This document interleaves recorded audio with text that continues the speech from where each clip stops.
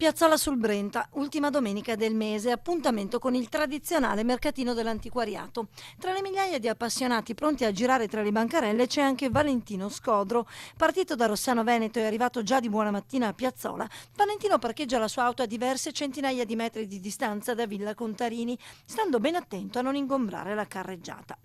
E invece, al suo ritorno, trova sul parabrezza il più classico dei foglietti gialli per divieto di sosta.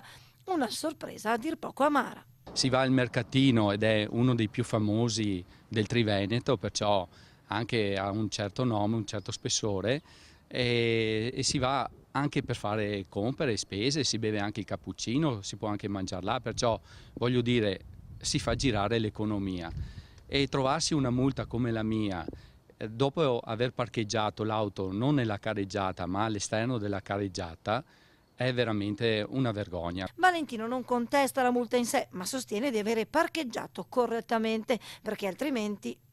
Primo a dire che ho sbagliato, perché ovviamente se la parcheggi nella sede stradale può essere di impedimento, ma la mia come le altre sia prima che dopo erano all'esterno della carreggiata. Lei si è fatto l'idea che praticamente ormai i vigili si muovono per fare cassa in manifestazioni come queste? Io la penso proprio così, sì, e lo trovo veramente scorretto. Lei tornerà ancora al mercatino di Piazzola? Non penso proprio.